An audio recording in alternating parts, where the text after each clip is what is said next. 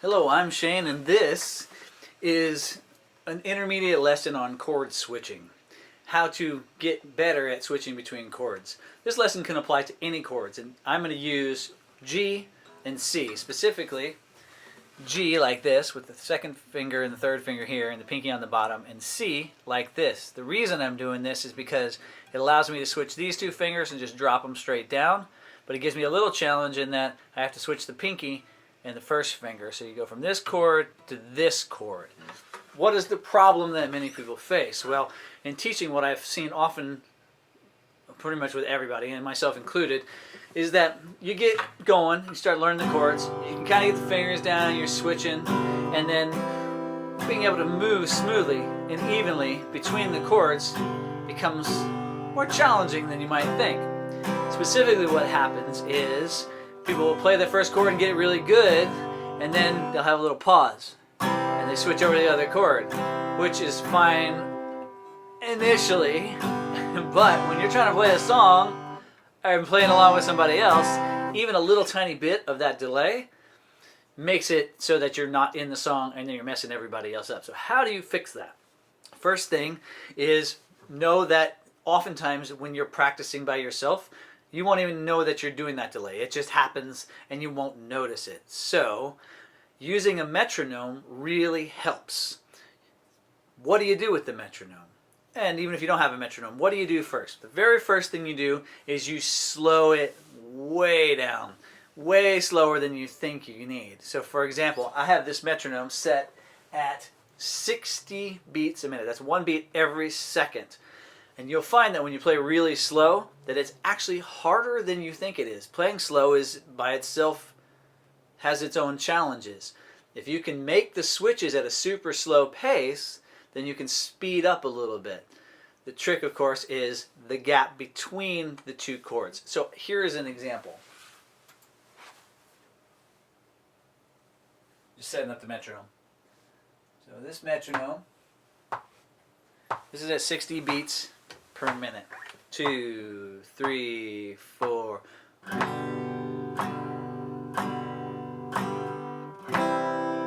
So nice and slow. Just keep it right in there.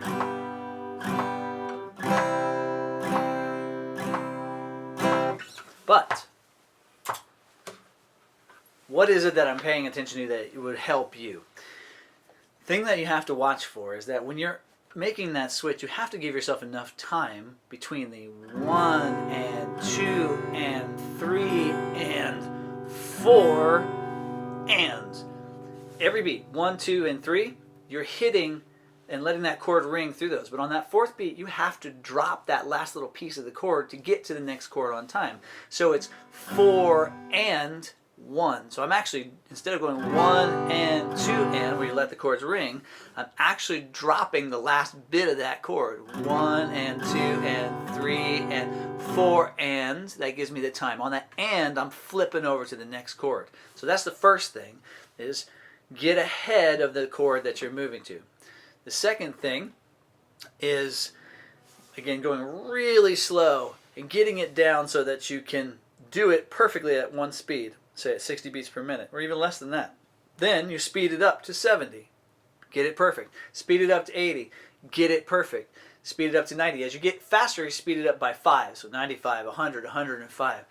So your goal is to constantly be perfect at the really slow pace, and that sets you up for success at the faster pace. Now that's working the timing. Now what about the actual shifting of fingers? Well, in this particular case, and this applies for all chords, if you're having trouble with certain fingers, you have to isolate those fingers. And what that means is if the first finger in this switch to C is what's causing you trouble, then focus on that finger. So if I go from here, the G, I'm going to go to the C, but every time I do it, I'm not getting that first finger there on time, or something messy is happening, then what I'm going to do is when I make the switch, and this is really slow, this is practice with or without the metronome, you're focused on finger switching. You play that G chord, and then you put the finger that's causing you trouble down first. You target that first finger, and then you make the rest of the fingers go. So in this case, I go from G, I put the first finger down, jump the rest of the fingers, and go. Lots of repetition, back and forth, slow and easy. You don't speed up until you've got it down. You can do this with one finger, you can do it with 2 fingers, you can do it with 3 fingers, you can do it all your whole hand. The point is that you have to isolate and understand, look for the part that's not making it, and focus on doing that switch first, getting that piece accurate, and then the rest will follow if you're already doing them well, or you'll need to practice them too. So, in summary, long lesson I get. In summary, practice with the metronome. Be sure you're giving yourself enough time right before you switch to actually make the switch and land on that next chord on the beat. And then, so that's keeping you in time. And then incremental improvements on the fingers mean that you find the finger that's not working, that's causing you trouble, and you focus on making the switch to that finger first and just practice back and forth between that.